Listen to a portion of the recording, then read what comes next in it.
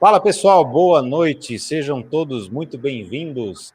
A gente está transmitindo aqui diretamente de Ribeirão Preto mais uma live case que é uma atividade do MBA USP. Essa atividade ela é proporcionada para alguns cursos nossos de MBA, e hoje a gente vai trabalhar com o MBA de Gestão Estratégica. Nesse evento de hoje, a gente vai tratar do módulo 5, que são de finanças de curto e longo prazos. Então, sejam todos muito bem-vindos. A gente tem aqui um convidado muito especial, uma figuraça, vocês vão conhecê-lo daqui a pouco, ele já está ali aguardando nos bastidores. E eu vou falar hoje com o Renato Rodrigues Pereira. O Renato ele é diretor comercial da Outbike, Mobilidade Urbana e da Associação de Ciclistas Guarani.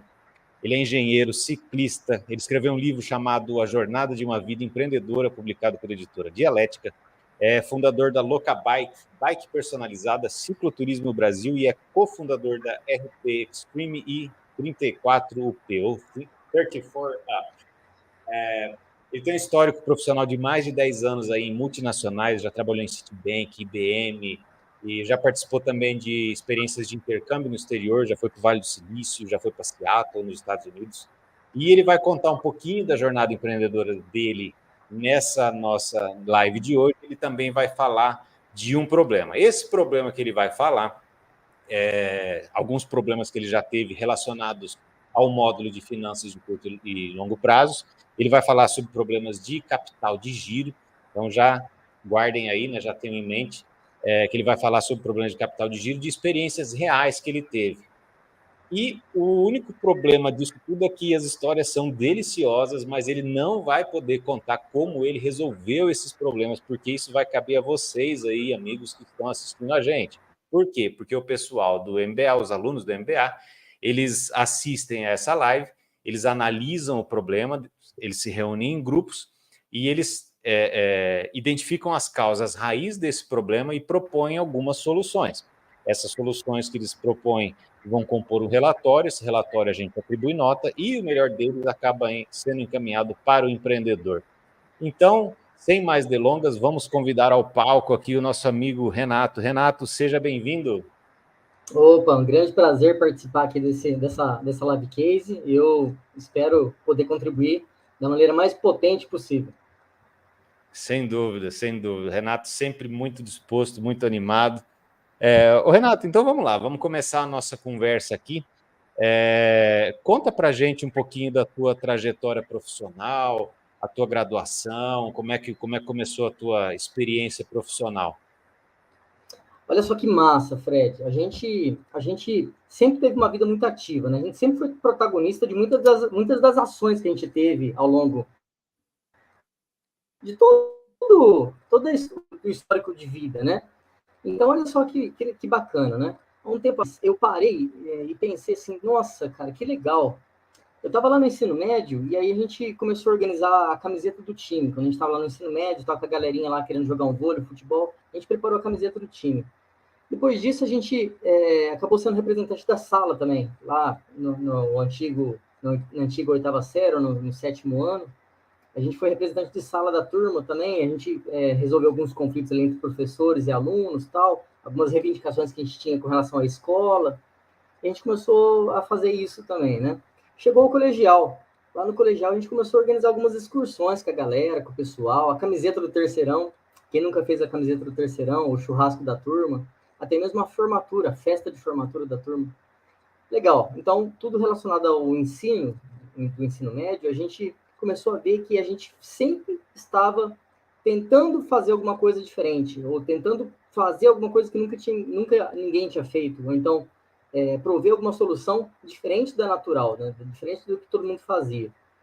E esses tempos atrás eu comecei a observar, comecei a fazer uma releitura do meu passado, do meu perfil pessoal, e comecei a identificar que realmente a gente sempre seguiu o caminho empreendedor, em todas as possibilidades que a gente tinha. Eu não estou falando de abrir negócio, estou falando de fazer coisas, né? De ser protagonistas das ações que a gente tinha à disposição ao longo da vida, né? E aí veio a faculdade. Aí na faculdade, logo no primeiro ano, eu fui fazer um estágiozinho lá tal, e aí já conheci uma galera que estava mexendo com uma rádio comunitária, que na verdade era uma rádio universitária, que no final das contas era uma rádio pirata, né? E a gente colocou um nome mais bonitinho chamado de rádio universitária.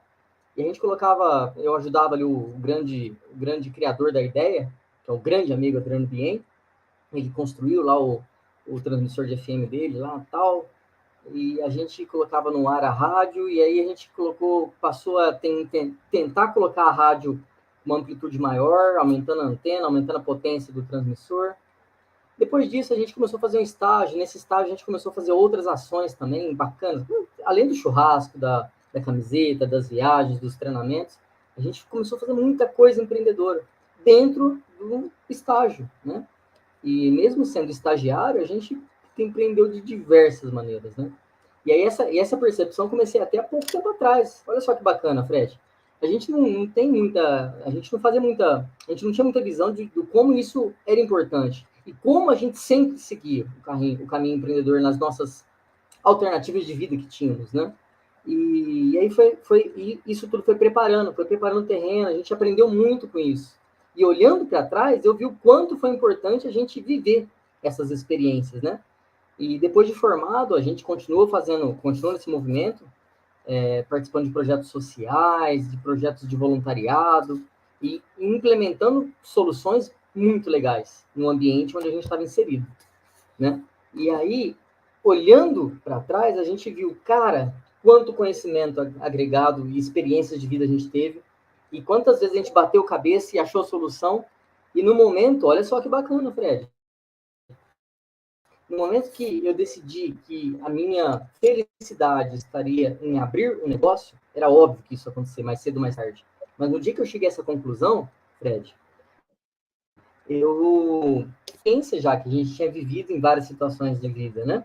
Mas me faltava muita coisa ainda. Me faltava noções de contabilidade, noções de inovação, empreendedorismo, coisas teóricas até, né?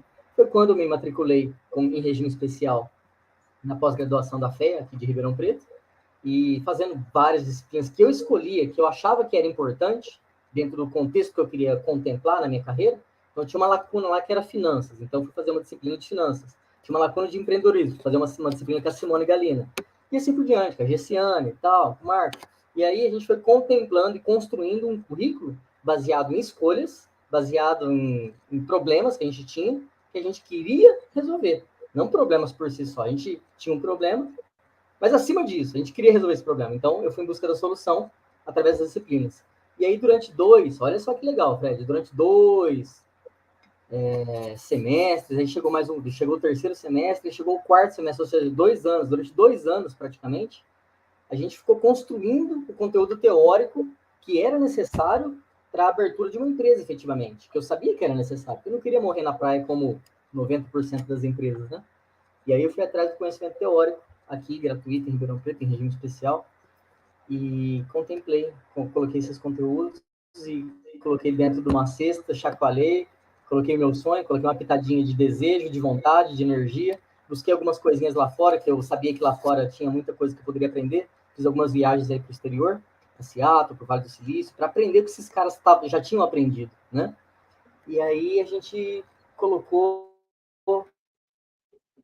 num modelo de negócios. Escrevi um modelo de negócio e coloquei lá dentro do meu que eu queria fazer. E fomos construindo.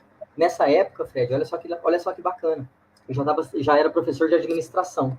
E aí eu pegava esse modelo de negócio e pivotava ele todo dia. E eu queria pivotar. Pivotar, né? Eu queria mudar a rota. Eu queria aprimorar e mudar a rota se fosse necessário. E eu fazia isso junto aos alunos, né? Os alunos me ajudaram muito nesse momento de validação. A gente começou a validar esse modelo de negócio e tal, e ficou durante mais 6 meses ou 8 meses. E aí, por fim, a gente resolveu abrir a empresa, que era o sonho, era o desejo. A gente abriu mão da engenharia, que é a formação, abriu mão de muita coisa. Perguntar, a tua graduação é em? A tua graduação? Isso, eu fiz a graduação em engenharia da computação, né? E aí, logo depois, seguindo essa vertente, eu fiz uma pós-graduação lato sensu em gestão empreendedora e fui seguindo por esse caminho. E é um caminho sem volta, né? E a gente começou a desenvolver muita coisa bacana. De onde veio a paixão pela bicicleta? É antiga. Eu sempre, olha só que história legal. Vou falar aqui, vou repetir essa frase várias vezes, né? Eu estava lá trabalhando como engenheiro, trabalhava numa multinacional em Hortolândia, do lado ali de Campinas, e aí foi legal pra caramba, era o meu sonho de trabalho, eu sempre quis trabalhar numa empresa, na IBM, trabalhava na IBM, sempre quis trabalhar lá, era o sonho de criança, né? E aí foi legal demais. O primeiro mês, o segundo mês, o terceiro mês, o quarto mês, o sexto primeiro ano, o segundo ano, mais ou menos. Por quê? Porque eu comecei a ver que a minha felicidade, Fred, não estava exatamente ali. Por quê? Porque eu chegava de manhã no serviço e ficava olhando o relógio.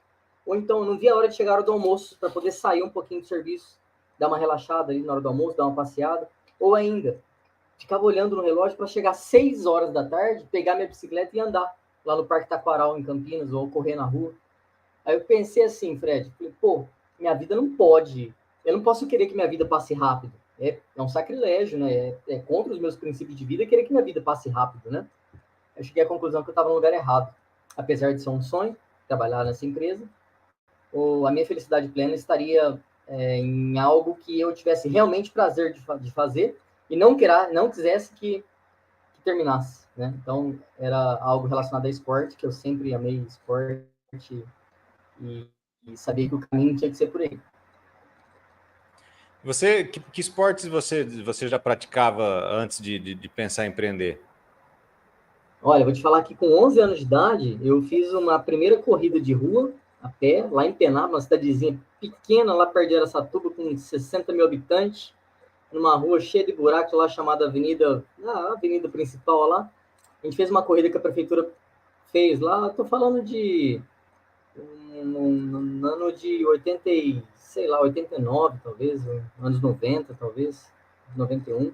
Fiz uma corrida de rua que a Prefeitura Providente fez lá e tal, e peguei em terceiro lugar nessa corrida. Foi 200 metros e devia ter eu e mais dois, três correndo lá, mas eu lembro que eu peguei em terceiro lugar e isso marcou minha vida. Peguei um certificado, o certificado tá comigo até hoje. E começou aí. Comecei a fazer corrida, comecei a gostar mais disso. Sempre usei a bicicleta para ir trabalhar, sempre usei a bicicleta para ir para a escola, para me divertir, para lazer. E eu acho que veio dos meus avós essa ideia, porque o meu avô também sempre usou bicicleta, os meus pais.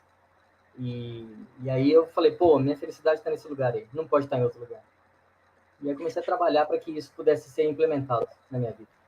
Cara, muita gente passa a vida fazendo alguma coisa que não gosta, literalmente para fazer o negócio funcionar, pagar a conta e tal.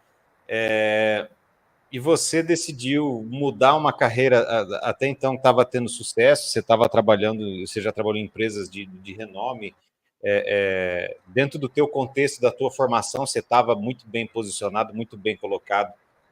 Precisa de coragem para deixar tudo isso e seguir o sonho e trabalhar com o que você ama? Precisa de muita coragem? Precisa de coragem, precisa de muita coragem. De fato, precisa de coragem. Mas se o cara não tem muita coragem, ele tem uma outra coisa que ele pode ter, que é o planejamento. E o planejamento foi fundamental na minha vida. Eu não me considero uma pessoa tão corajosa. Eu me considero uma pessoa muito mais planejada do que corajosa. Por quê? Olha só. Porque ao longo de vários anos, Fred, a gente falou agora há pouco, durante vários meses, eu cheguei à conclusão que aquilo lá não era meu lugar, mas eu não sabia onde era o lugar certo. Eu sabia que era errado ali, mas eu não sabia onde era o certo. A única coisa que eu podia fazer era poupar dinheiro. A única coisa que eu tinha capacidade era poupar dinheiro, porque eu sabia que eu ia ter que mudar alguma coisa. Eu comecei a fazer uma reservinha ali e tal, guardei uma graninha, não gastava com bobeira e tal. Guardei uma grana e comecei a escrever coisas que poderiam me fazer feliz, né? Foi nesse momento que realmente eu entendi que a minha felicidade estaria na que eu gostaria de fazer, caso eu não tivesse nada mais para fazer. Então, por exemplo, aquela vontade que eu tinha de pedalar poderia ser o meu ganha-pão, não tem problema nenhum. Eu poderia empreender com o ciclismo de alguma maneira, ou com a corrida, ou com o esporte de alguma maneira, né? E aí o planejamento foi importantíssimo, tanto o planejamento financeiro, quanto o planejamento do que fazer, do que não fazer, do que melhorar, do que não fazer, enfim. Eu comecei a me planejar para isso. E esse planejamento escrito em papel, em folhas e pastas aqui dentro da minha mesa, me deram um impulso para saltar esse salto que eu chamo de coragem. Então, a coragem é importante, de fato. Abrir mão de uma carreira, talvez sem volta, mas com planejamento, a coragem fica... o fazer fica mais fácil, né? Fica mais perto da gente. Sem dúvida, se eu não tivesse feito planejamento, eu não teria tomado essa atitude. Isso é interessante, né? Porque o comum, né? O natural da gente esperar do empreendedorismo, cara, poxa, eu vou tentar, vou meter a cara, vou fazer alguma coisa, vou pegar tudo que eu tenho de grana, enfiar num negócio totalmente incerto, sem planejamento nenhum, e assim, a gente tem o resultado aí, né?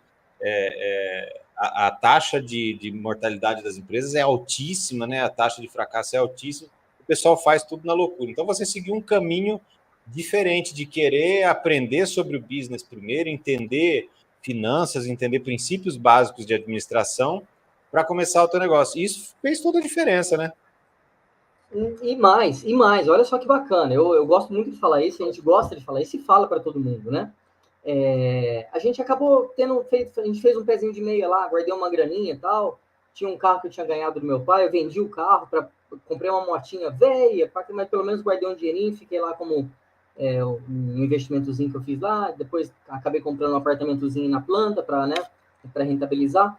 Mas olha só que legal. Eu tendo ciência, olha só, Fred, eu tinha ciência de que o meu sucesso seria relacionado a esporte. Eu tinha ciência que o negócio que eu tinha em mente seria de sucesso. Eu tinha certeza que daria muito legal, que seria muito legal esse projeto. Porque não tinha outra empresa que fazia na época em Ribeirão Preto, nem na região, nem no Brasil eu conheci empresas que faziam algo parecido. Eu tinha certeza de tudo. Só que eu aprendi lá na disciplina teórica da pós-graduação da FEA uma metodologia de crescimento orgânico, né? De forma com que a gente não precisasse investir muita grana ou alto valor, ou então não precisássemos ir atrás de investidores para que tentássemos validar o negócio na prática, mesmo que estando validado já na teoria. Então eu estava com o negócio pronto, olha só, estava com o negócio pronto, já tinha validado com os alunos, já tinha pivotado várias vezes. Eu estava entendendo que seria muito legal, estava entendendo que seria sucesso. Mesmo assim, eu resolvi não colocar grana. Resolvi perceber e validar se o sucesso iria realmente acontecer, colocando minimamente o produto no mercado. Então, olha só o que eu fiz. Eu tinha 4 bicicletas pessoais. A gente tinha uma Speed, tinha uma mountain bike, tinha uma Urbana e tinha uma outra lá qualquer. Tava na sala, tava lá no quarto da minha casa. Aí eu falei assim, o meu negócio é locação de bicicletas. Eu vou criar um site, vou colocar lá 20 bicicletas, mas das quais somente 4 existem realmente, né? E se alguém pedisse alguma outra bicicleta, diferente dessas 4 que eu tinha, eu falaria que ela não estaria disponível. Foi assim que eu fiz. Então eu criei um sitezinho eu mesmo, lá no All Roxo, ou então qualquer outro provedor de site que atualmente tem. Criei um sitezinho simplesinho, paguei um domíniozinho lá que é baratinho por ano. Criei um sitezinho com 20 bicicletas, das quais somente 4 existiam. Eu tinha condições de comprar 20 bicicletas, mas não tinha certeza absoluta de sucesso desse negócio. Eu resolvi fazer essa metodologia de crescimento orgânico, né? E aí coloquei lá para locação e começou a gerar locação. Começou a gerar 1, 2, 3 locações, 4 locações. E aí tem um pulo do gato. Olha o que aconteceu, Fred. Uma grande amiga, eu coloquei isso aqui no livro, tá no livro aqui, depois a gente compartilha.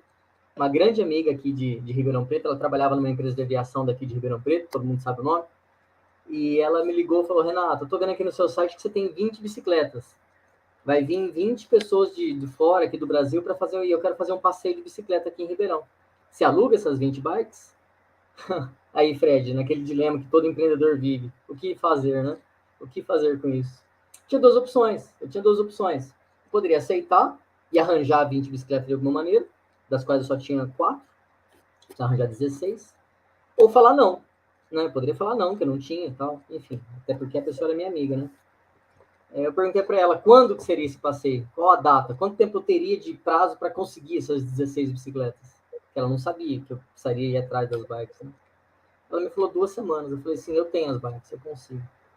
E em 2 dias eu consegui todas as bicicletas emprestadas com outros amigos, né, com outros amigos que eu tinha, porque eu sabia que tinha mais de uma bicicleta como eu. E a gente fez o passeio para essa empresa de aviação com as 20 bicicletas, foi um sucesso e foi o primeiro degrau evolutivo da Outbike, foi o melhor indicador de sucesso, de performance que eu poderia ter. Com isso, já comprei mais 2 bicicletinhas usadas, passou a ser 6 bicicletas, daí em diante foi mais ou menos assim que a gente cresceu até agora. Atualmente a gente está com mais de 200 bikes. é o MVP, né? O mínimo produto viável que você fez para testar, basicamente foi um site, né, cara? Porque você testou o desejo do teu público-alvo, né? O que eles poderiam ter interesse, você testou por meio de um site. É interessante isso. Eu já vi isso também em alguns cases, por exemplo, com cardápio, né? Um restaurante quer testar um prato novo, cara, põe ali, vamos ver quantas pessoas vão pedir, né? Então, porra, você criou um site para as pessoas acessarem e conseguiu testar o interesse delas. Falou, bom, tem alguma coisa aqui, né? Sem ter que investir em 300 bicicletas, imagina o tanto que você ia ter que investir de capex, né? De capital para você começar isso. Mas conta para gente aqui, você teve algumas experiências no exterior, você foi para lá, você viu alguma coisa assim em termos de bicicleta? Você trouxe alguma coisa de fora para aplicar aqui? Trouxe algum conceito de fora? Sim, sim. Teve uma das viagens que eu fiz para o Vale do Silício, eu resolvi fazer essa viagem sozinho, porque a ideia era fazer sozinho realmente, fui com a mochilinha, já era casado na época, mas resolvi ir sozinho e tal. Passei lá um tempão, e a ideia, quando eu cheguei lá, era não utilizar nenhum tipo de meio de transporte que não fosse público ou que fosse poluente, né? Então, na chegada lá no Vale do Silício, para quem conhece lá, tem uma famosa avenida que é o Caminho Real, que corta a Califórnia inteira praticamente, desde lá de cima até lá embaixo, e é plana, é uma rodovia plana, é como se fosse em Anguera, mas é plano, né? E todas as empresas estão ali ao redor dessa é o Caminho Real, né? A Tesla, Google, Facebook, Yahoo, LinkedIn, enfim, todo mundo, Oracle, né? E aí, chegando lá, Fred, eu aluguei uma bike. Eu cheguei no hotel, eu escolhi um hotel que tinha bicicleta, obviamente, eu aluguei uma bicicletinha. Tudo que eu fiz foi de bicicleta. Por quê? Porque eu queria validar se seria possível uma pessoa qualquer que tenha condições. Foi totalmente possível. 100% de tudo que eu fiz foi de bicicleta lá. Óbvio. Eu arranjei um cadeadinho lá para prender ela em algum lugar e tal. Teve dia que choveu, tomei chuva, não teve jeito. Eu não sabia onde tinha água para tomar, mas fui validando, conversando com muita gente. Eu não podia ver um café, eu não podia ver uma cafeteria de esquina com alguém parado lá conversando, que eu encostava a bicicleta e sentava do lado da mesa. Colocava numa mesa, sentava numa mesinha do lado e ficava ali. Falei, pô, eu preciso descobrir o que esses caras têm, o que esses caras conversam, né? E eu ficava ali tentando entender com o meu inglesinho michuruca, mas foi aprimorando com o tempo, né? Mas eu fazia isso, eu comecei a encostar nos caras e puxar papo com os caras para saber como que eles pensam, como eles trabalham, como esses caras levam a vida, os empreendedores do Vale do Silício, né? E foi maravilhoso. Um dos projetos que eu trouxe de lá para cá, e a gente aplica aqui em Ribeirão Preto, e é um dos sucessos da Outbike, é o City Bike Tour. É algo absurdo, não tem tecnologia, não tem inovação, não tem nada. O que é o City Bike Tour? Vem um estrangeiro para Ribeirão Preto, que não fala português, mas conhecer Ribeirão Preto, tem muito aqui em Ribeirão Preto, inclusive por conta da USP, né? Muita gente vem para congressos aqui na USP, de fora. Eles contratam a Outbike para conhecer a cidade de bicicleta, e se o cara não pedala, a gente pode colocar uma bicicleta elétrica para o cara, a gente tem as bicicletas elétricas para locação, e a gente faz um bike tour, um city bike tour pela cidade, apresentando os pontos mais relevantes em aspectos comerciais ou históricos, ou enfim. E a gente faz isso. Foi um dos produtos que a gente trouxe lá do Vale do Silício. Mas não é algo inovador, não é algo mirabolante, não é algo absurdamente tecnológico, mas é algo muito simples que eu trouxe para cá e é sucesso aqui. A gente faz isso constantemente. Legal, é uma técnica, inclusive é uma estratégia que existe, bem conhecida, né, que a gente chama de Me Too. Eu vejo alguma coisa lá fora, né, falo, poxa, isso aqui talvez funcione aqui no Brasil, né, a gente traz para cá e implementa, muito bacana. Mas diz para gente o que é a Outbike, que valor ela entrega, como é que ela está hoje, conta para gente sobre a Outbike. Legal. Quando a gente criou a empresa, a gente queria fazer alguma coisa relacionada, que estivesse muito relacionado ao meio ambiente, né? Então, o core da empresa, o core da Outbike, é compartilhamento de bicicletas, né? Mas aí, em determinado momento, a empresa chamava Locabike. Todo mundo relacionava a Locabike somente à locação de bicicletas, porque o nome já dizia isso, né? Eu estou dizendo de 2016, 2017, né? E a gente resolveu mudar o nome para Outbike, né? no sentido mais expansivo da palavra bike. Out no sentido expansivo, né? E aí a criação do logo também é algo muito legal, que tem muita coisa inserida nisso, né? Que é o brand, né, que o pessoal fala. A gente colocou duas setas na lateral do Outbike que apontam para o infinito. As duas setas, elas apontam para os lados opostos. Então, mostrando que existem infinitas possibilidades envolvendo o ciclismo. E a gente colocou a frasezinha embaixo, que é o Cycling Legacy, que é o legado do ciclismo, né? E aí foi. A gente começou com um produto inicial, que era a locação de bicicletas. Mas aí os caras começaram a ligar para a gente, Fred, querendo vender bicicleta para a gente. Então chegava um amigo meu e falou, Renato, eu tenho uma bicicleta antiga lá em casa, você não quer comprar? Eu falei, não quero. Eu alugo bicicleta, não compro bicicleta. Aí chegava outro cara, falou, eu quero vender uma bicicleta, você não quer comprar? Aí passou, falei, faz o seguinte, me manda uma foto, eu quero ver a bicicleta. Era uma bicicleta antiga, que eu tive quando eu era criança. E na hora que eu vi a bicicleta, eu falei, cara, essa bicicleta tem que ser minha, eu tive uma bicicleta dessa, tem valor emocional para mim, comprei a bicicleta, R$150. Comprei, bicicleta antiga e tal, comprei. Daí uns dias apareceu outra, que um amigo meu tinha, comprei também, R$200. Depois de um tempo, apareceu uma bicicleta que meu avô tinha, comprei, né, ali baratinho e tal, comprei uma Philips que meu avô tinha. Depois eu comprei várias bicicletas de vários amigos meus, aí eu olhei para trás e falei assim, puta, eu tô com 20 bicicletas antigas. O que eu posso fazer com isso? Além do desejo pessoal. Eu comecei a pensar, falei, o que eu posso fazer com isso? Eu posso deixar no meu depósito, tranquilo, que é legal, é um desejo pessoal, me satisfaz, me deixa pleno, né? Mas não me rentabiliza. Mas o que eu poderia fazer? Eu falei, puta, eu poderia vender a exposição de bicicletas antigas. Para quem? Quem teria muitas salas e, porventura, essas salas estão fechadas e essas salas fechadas poderiam denegrir a imagem do estabelecimento? Shopping, né? Então, a gente tem um shopping aqui em Ribeirão Preto, posso citar nome, que é ruim citar nome, mas é um shopping que fica no centro de Ribeirão Preto. Ele tem algumas salas, sempre teve algumas salas vazias, né? Eu falei, putz, eu podia aproveitar esse shopping que tem algumas salas vazias e pegar uma delas, como um acordo com o pessoal, né, se eles quiserem, e fazer uma exposição de bicicletas antigas. Para quê? Para que eu pudesse expor as minhas bicicletas, que eu pudesse vender algumas delas, porque o pessoal que vai lá é o pessoal que gosta, né? O shopping poderia movimentar, porque a gente colocaria muita gente que gosta de bike lá dentro do shopping, e a gente fomentaria a cultura ciclística na cidade, né? Falei, puta, criei um produto. Então, criei um produto chamado Exposição de Bicicletas Antigas. E a gente começou a vender esse produto. Aí depois a gente vendeu para um outro shopping aqui de Ribeirão Preto, da Zona Sul, que é um outro shopping mais refinado, né? E por aí vai. A gente começou a vender esse produto que surgiu de uma demanda que estava ali, né? Então, muita coisa começou a surgir. E aí, a Outbike, longe de somente alugar bicicletas, a gente faz exposição de bicicletas antigas, a gente faz restauração, a gente dá aula para criança, a gente dá curso, a gente dá treinamento, a gente escreve livro, a gente fez um jogo de ciclismo também que está para ser lançado. E aí começou a surgir uma infinidade de produtos, Fred, dentro da metodologia do Oceano Azul. O que é metodologia? A gente tem uma infinidade de possibilidades que a gente vai enxergando e vai colocando produtos conforme vai surgindo, sabe? E a gente tem esse olhar, né? Eu vejo uma pessoa que vai num passeio em grupo com a gente, lá atrás, eu vi essa pessoa e eu via que essa mulher, para tirar a bicicleta do carro, ela ali tal, era pesado, o carro era alto. Eu falei, puta, eu não criei nada. Eu vi que ela tinha um problema. Ela não sabia que ela tinha um problema, mas eu vi que ela tinha um problema. Eu falei assim, eu vou lançar o serviço de hospedagem de bicicleta. Eu faço um passeio que sai da porta da minha loja e a pessoa hospeda a bicicleta dela aqui dentro da loja, com seguro, com tudo, e ela não precisa transportar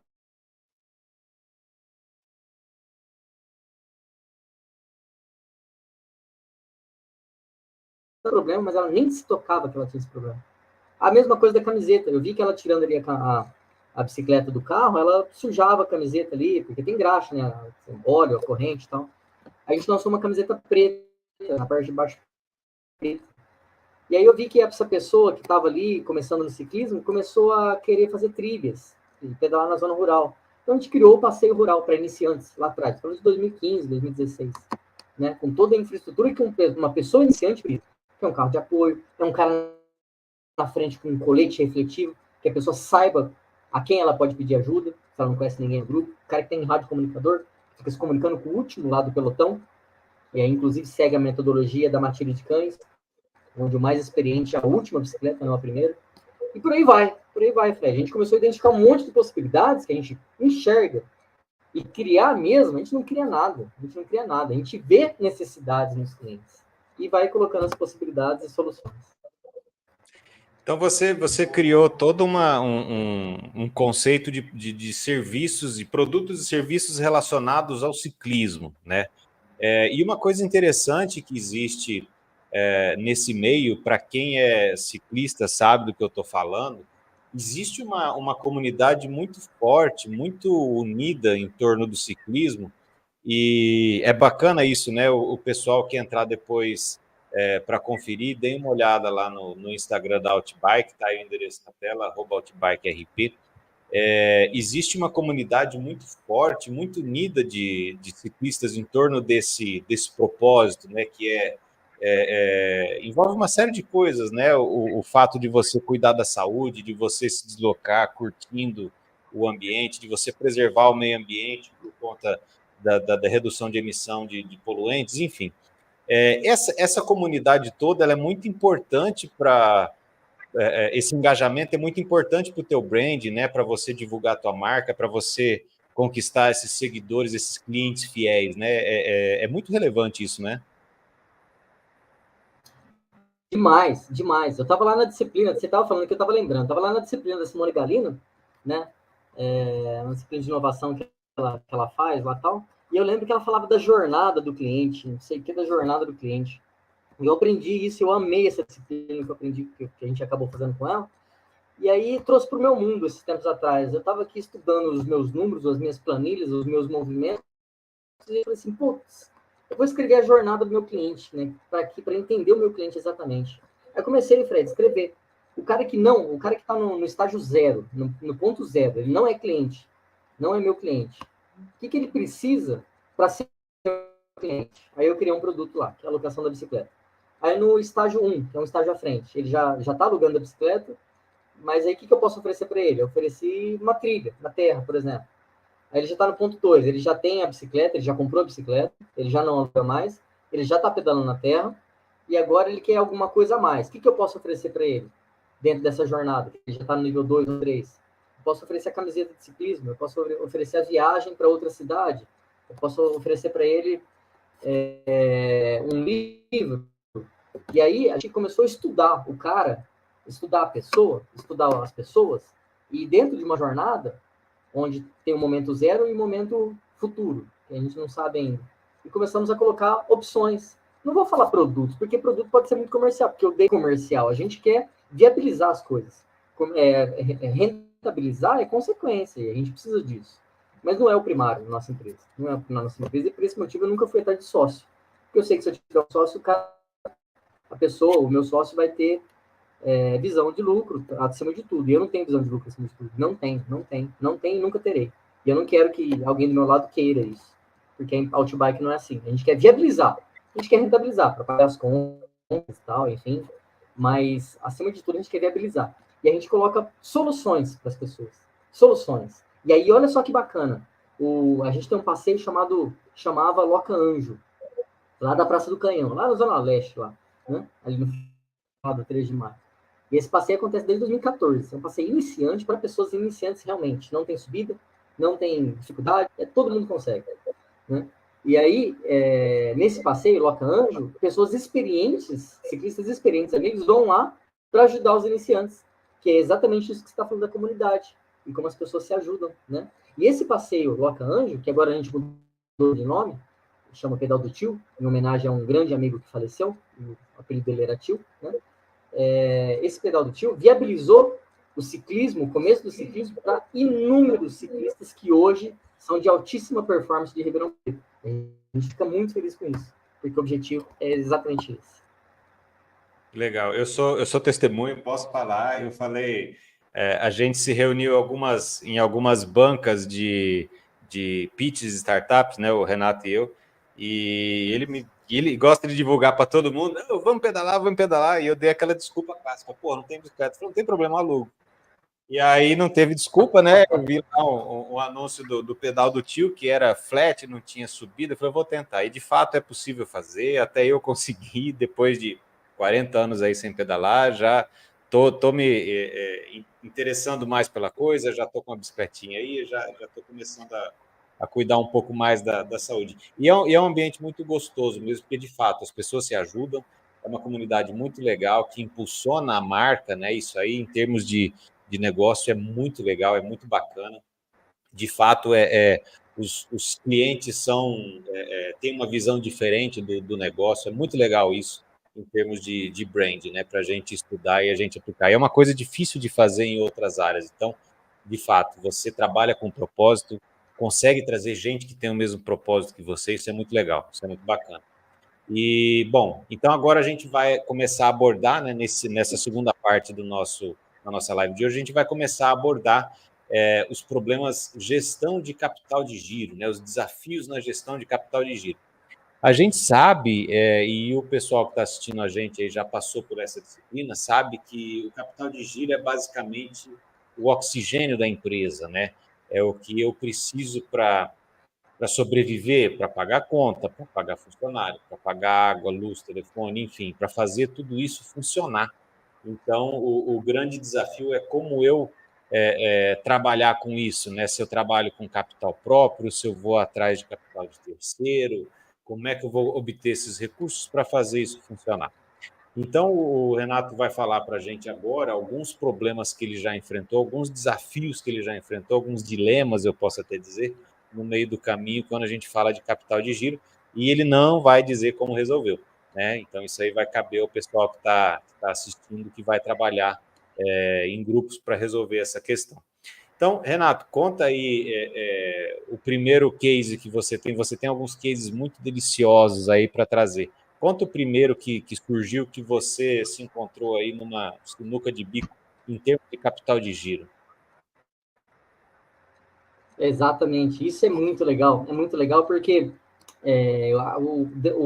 a característica 01 do empreendedor é nunca dizer não, né? Não é dizer não, é analisar o cenário, para depois decidir o que vai fazer, né? E é justamente o que aconteceu com a gente, né? A gente já estava num movimento legal, um dos produtos que a gente faz, que a gente tem na empresa, é a criação de bicicletas personalizadas, né? Então, a gente personaliza bicicletas para empresas, para condomínios, enfim, para parques, e entrega lá o lote de bicicletas personalizadas do jeito que eles gostariam de ter, em comum acordo, de acordo com o que está no contrato, né? E a gente entrega e dentro de um contrato de compra e venda. Então, a gente vende lá 20 bicicletas, 30, 100, 50, enfim, a gente faz isso, personalizado, né?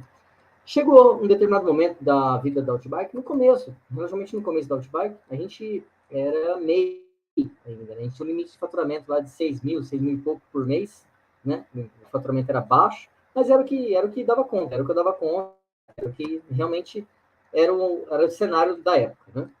A gente tinha um limite de faturamento, que era bem baixo, mas a gente não atingia ele, então estava tudo certo. A gente tinha vendido já algumas bicicletas personalizadas em volume baixo, né? 5 bicicletas, 6 bicicletas. Em um outro momento a gente vendeu 10 bicicletas em duas parcelas, ou seja, 5 mais 5. Foi legal, para uma construtora mais voltada ali para o público C, a gente já tinha feito um trabalho legal com eles, a gente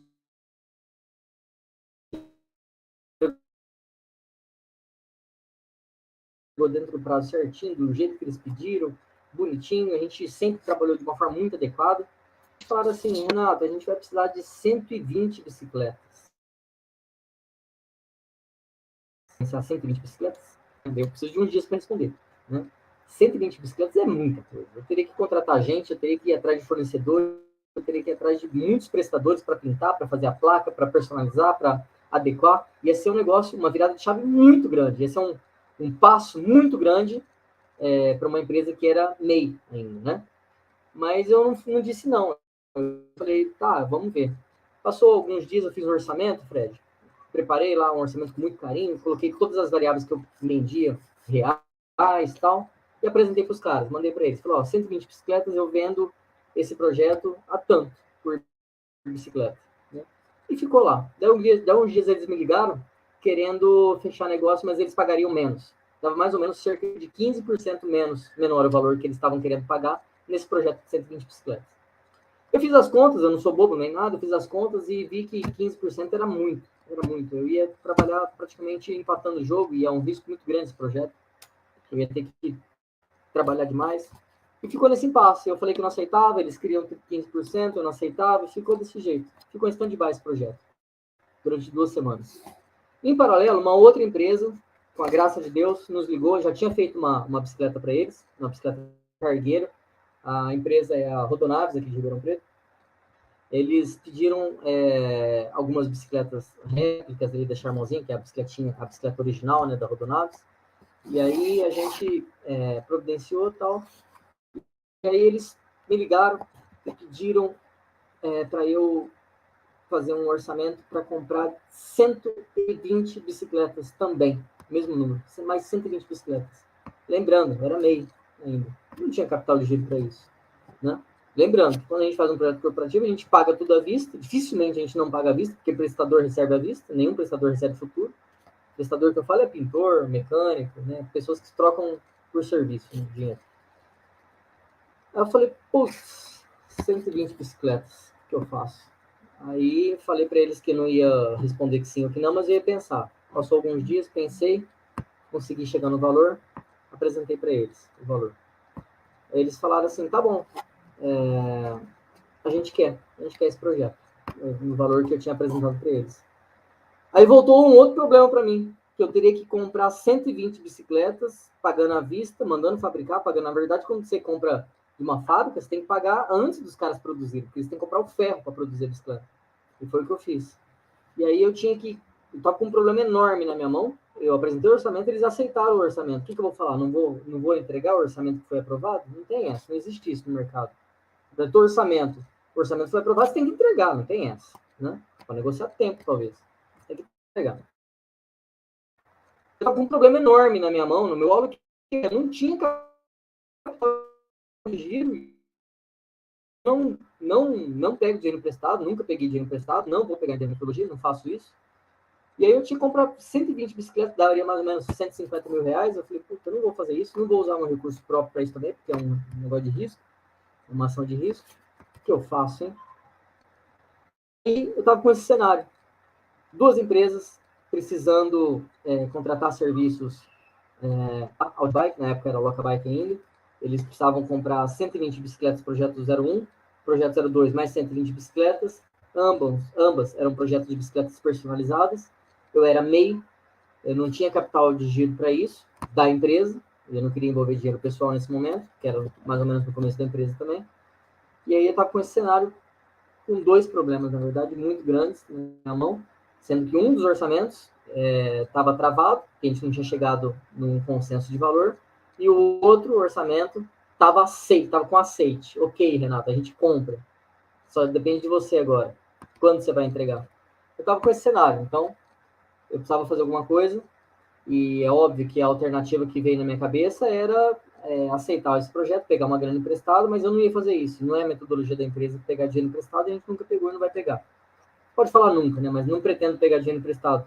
Muito menos financiamento, muito menos parcelado. A gente não tem parcelas também. Que é a metodologia que eu uso na empresa, é a metodologia que eu uso na minha vida pessoal.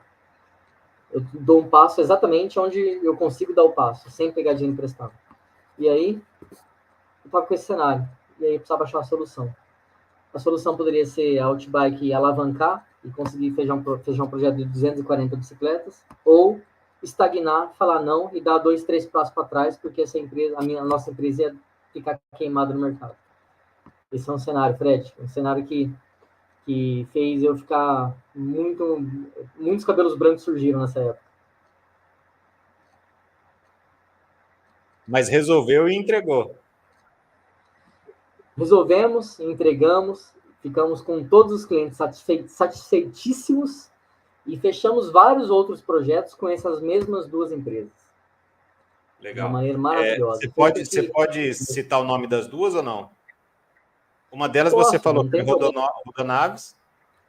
Isso, a Rodonaves, porque a Rodonaves, o seu João Naves é um cara formidável, eu admiro demais esse cara. Quando eu descobri que esse cara tinha um livro, que o João Naves tinha um livro, eu comprei esse livro na hora. Fui lá na Rodonaves comprar o livro. e li o livro em um final de semana dele. Maravilhoso, maravilhoso. Me inspiro demais no João Naves. Ele é um cara humilde que batalha, arregaça a manga e vai, faz, né? E ele começou a Rodonaves, o Império Rodonaves, com uma bicicleta cargueira, fazendo entregas ali na rodoviária, no box da rodoviária, né? E ele, em determinado momento, ele quis réplicas dessa bicicleta cargueira, que tem a original, né? Existe a original. E a gente promoveu, a gente construiu as réplicas para ele. Então, uma das empresas é a Rodonaves. A outra empresa é o Vita Residencial, uma empresa do grupo Build, né? Build e Vita são do mesmo grupo. E o Vita, tanto a Vita quanto o Build, de uma maneira muito interessante, com uma visão avançadíssima de mercado, começou a implementar em Ribeirão Preto, foi uma das únicas, as primeiras em Ribeirão Preto, que entregava os empreendimentos com bicicletas no bicicletário. Antigamente, as construtoras entregavam academias sem equipamentos, e a primeira gestão de condomínios era responsável por comprar os equipamentos. Depois eles passaram a entregar com equipamentos, academia e o bicicletário vazio. Depois passou a entregar o bicicletário com bicicleta e a academia com os equipamentos. E aí, uma visão maravilhosa da Vita Residencial, que eu admiro demais essa empresa também, e todo o grupo, eles começaram a entregar todos os empreendimentos do estado de São Paulo com bicicletas personalizadas. E a gente faz esse processo. Bom, então, só para contextualizar para o pessoal, deixar bem claro, que teve alguns trechinhos aí que a internet deu uma cortada, eu vou dar uma resumida aqui, o que você falou. Bom, então ele estava lá bonitinho, MEI, microempreendedor individual, com limite de faturamento, né?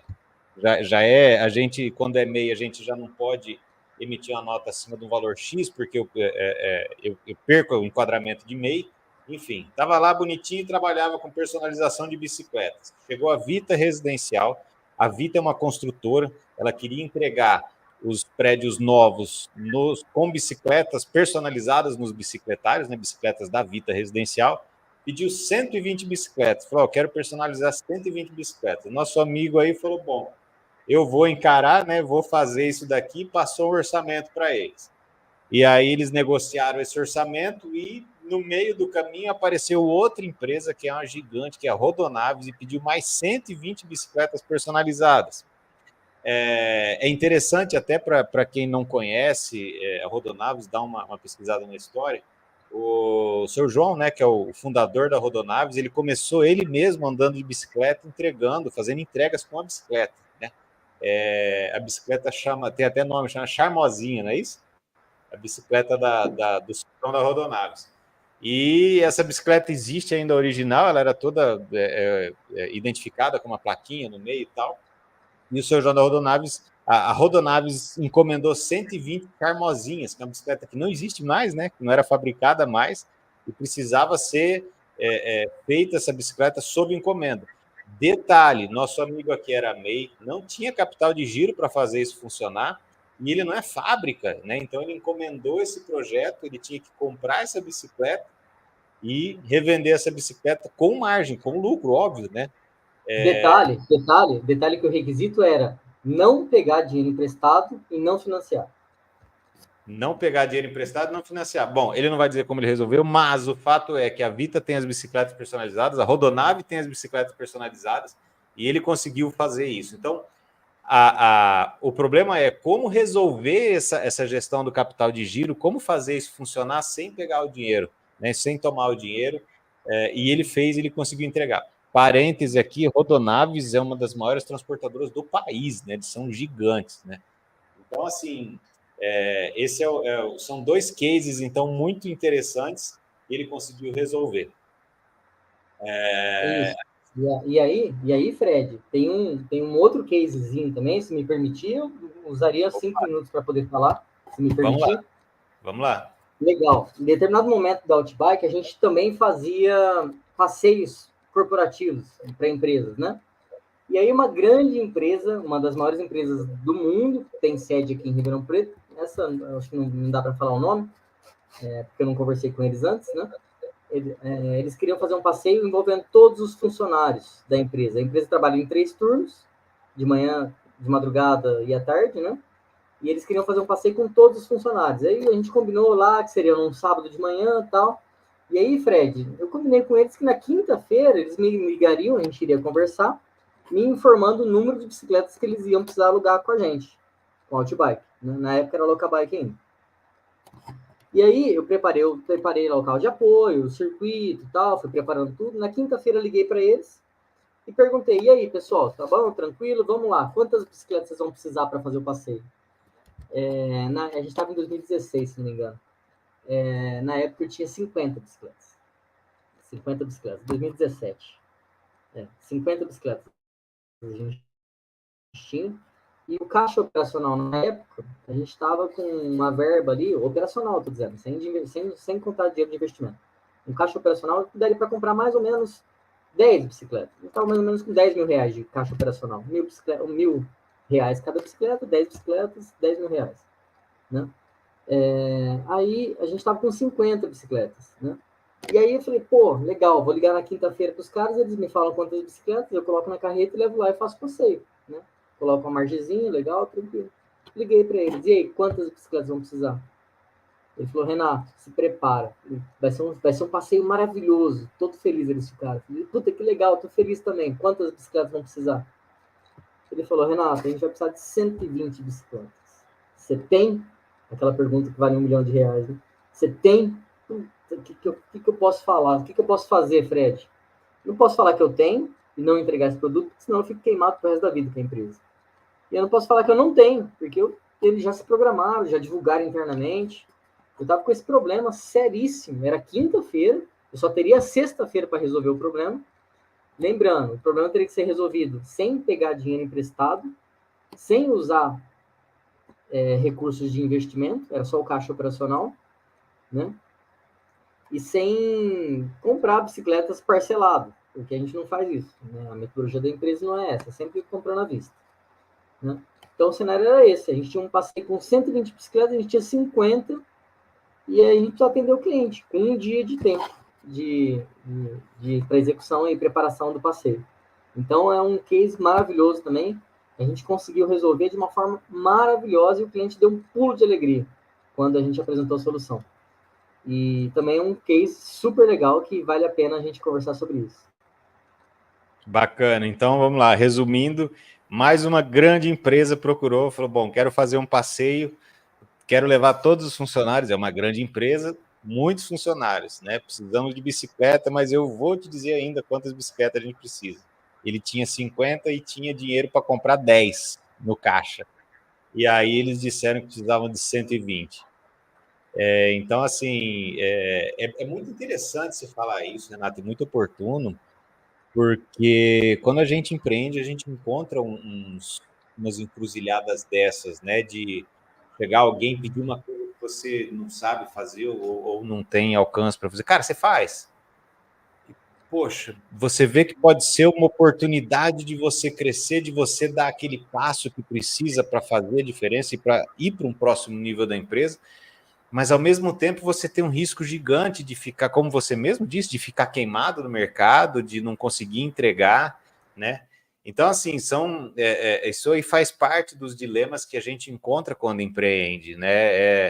É um desafio, assim, assustador, que às vezes tira nossas noites de sono, ou branqueia os cabelos, como você falou, né? Ou faz eles cair, como no meu caso. Mas são os momentos que fazem a diferença, né, cara? Os momentos em que você fala, peraí, é a hora de fato de crescer. E como você disse aí, princípios seus, né? De não querer pegar dinheiro emprestado e de sempre comprar à vista, de não comprar parcelado, né? Então o Renato também conseguiu resolver esse problema. E é um ponto de virada de chave, né, cara? Quando acontece esse tipo de coisa, né? E acontece com frequência, não é não? Total, total, total. E assim, até aproveitando o gancho que você falou agora há pouco aí, sobre quando a gente está lá, a gente tem um produto, aí chega um cliente querendo um outro produto que você não oferece ainda, né? A gente, é sinal de maturidade dizer não. É sinal de maturidade dizer para o seu parceiro de trabalho que você não pode quebrar o galho dele naquele momento, porque você tem que terminar o seu trabalho primeiro, né? É sinal de maturidade isso. Mas em contrapartida, para você alavancar, para acontecer a alavancagem, você precisa fazer algo que você não faz antes. O Einstein diz isso aí, né? Se você fizer as mesmas coisas sempre, você não pode esperar resultado diferente, né? Esse é um jargão que todo mundo fala, né? Eu acredito muito nisso e e é um mantra, é algo que eu leio, que eu penso todo dia de manhã. Eu preciso fazer alguma coisa nova para conseguir coisas novas. Eu preciso se eu quiser aumentar o meu faturamento, eu vou ter que fazer mais coisas do que eu faço hoje, né? Enfim, mas também é sinal de maturidade. Em contrapartida, é sinal de maturidade você dizer não, se você não estiver apto a dizer, a fazer, né, o projeto exatamente. E aí aí que mora o perigo, né? Aí é exatamente que mora o perigo que faz muitas empresas morrerem, né, pelo caminho. A empresa quer fazer muita coisa e não dá conta de fazer nada, ou então a empresa quer fazer só uma coisa e o mercado está dizendo que aquilo lá não dá certo. E cada hora vem um indicador dizendo que aquilo lá não dá certo, que aquele produto não é rendável, não é mercadológico, não é rentável, e o cara quer insistir, não posso desfocar, tem que seguir os conselhos do meu professor lá, não posso desfocar. E fica focado. E o mercado está dizendo para ele que não dá certo. E aí ele morre também. Então, achar o ponto determinante do cruzamento dessas duas linhas é fundamental. Saber até onde você consegue dar o seu passo, né? Sem trazer outros problemas. Bacana, muito legal. Uma coisa importante que a gente percebe na tua fala, você preza muito pela satisfação do teu cliente, né? De entregar valor para o teu cliente. E o fato de você estar atento ao que o teu cliente fala, isso já te permitiu fazer algumas pivotagens no meio do caminho e começar a entregar produtos e serviços novos e diferenciados para atender esse público, né? É importante isso, né? De você ouvir o teu público e entregar valor para ele, né? Exatamente. Tá lá no modelo de negócio, tá no plano de, né? E no meu plano de negócios não tá como atrás da minha porta da empresa não tá como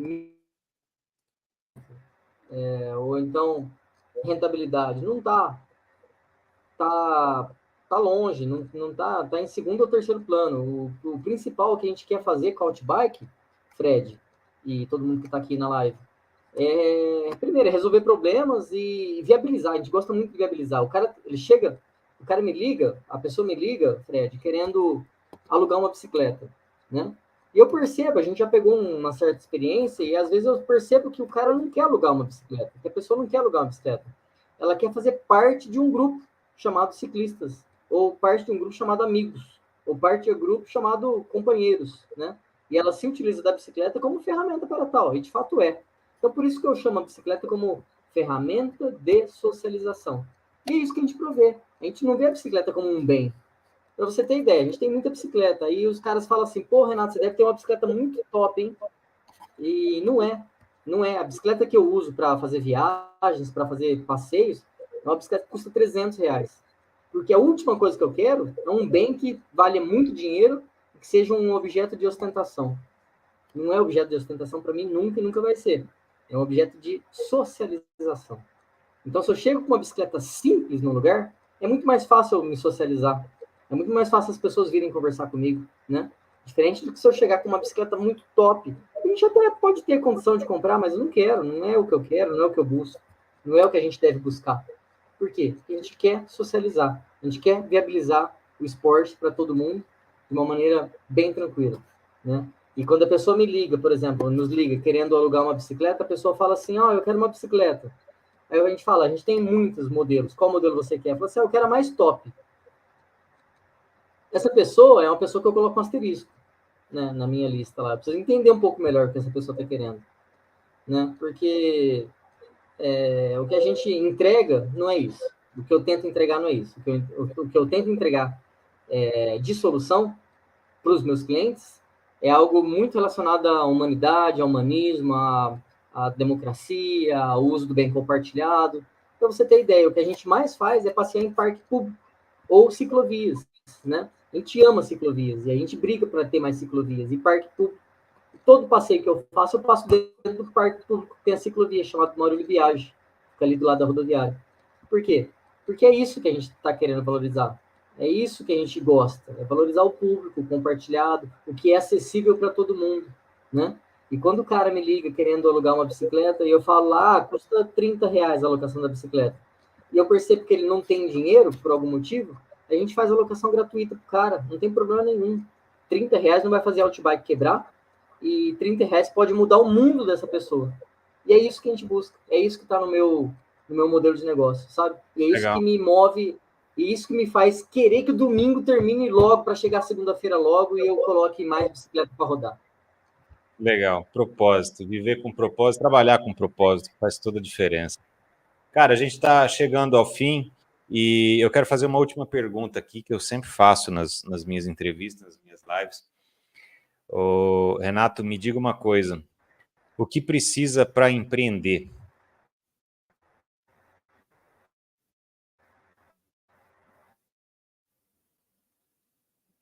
Renato, será que congelou?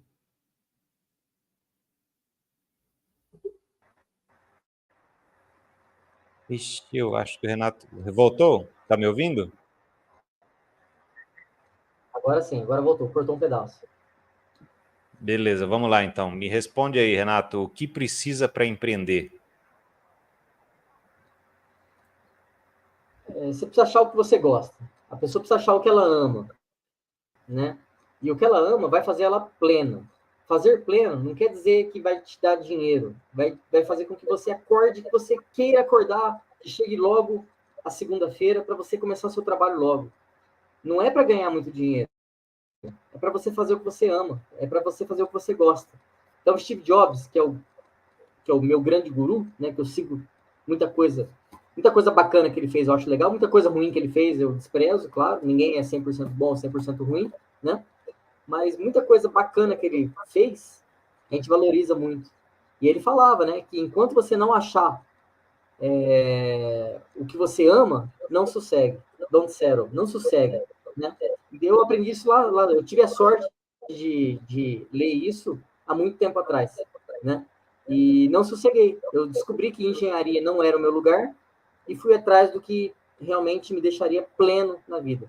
Pleno na vida significa feliz naturalmente, sem ter carro zero na garagem, mesmo podendo ter, mas eu não quero, nem apartamento, nem casa em condomínio, nem iate, nem jet ski. Não é isso.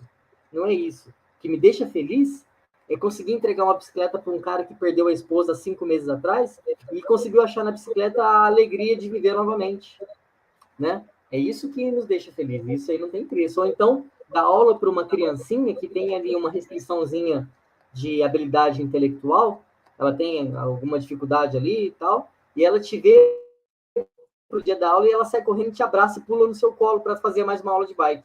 Isso não tem valor. Isso é o que eu gosto de entregar. Que legal, cara, que legal. Muito bacana, muito inspirador ouvir você. Eu quero te agradecer demais pelo teu tempo, pela tua gentileza em estar aqui com a gente, pela tua disponibilidade, pelos teus ensinamentos. Eu tenho certeza que trouxe muito valor para todos. E, cara, infelizmente a gente chegou ao final. Essa foi mais uma live case, que é uma atividade do MBA USP em gestão estratégica, e a gente abordou aqui o problema de gestão do capital de giro, que faz parte do módulo de finanças de curto e de longo prazos. Então, eu aguardo todos vocês aí, os alunos que vão apresentar os seus trabalhos, a gente vai analisar, o melhor vai lá para o Renato dar uma olhadinha no final. E é isso, então, Renato, muito obrigado de novo, cara, pelo teu carinho em estar aqui com a gente hoje. Obrigado a todos vocês que acompanharam nossa transmissão. E a gente se vê na próxima. A gente está sempre fazendo esses eventos, essas lives aí nos MBA USP da Fundace. Então, siga o nosso canal aí, acompanhe, compartilhe com quem você conhece que tem interesse em aprender um pouquinho mais sobre gestão com esses cases sensacionais que a gente traz. E a gente fica por aqui. Muito obrigado de novo, pessoal. A gente se vê na próxima. Abraço.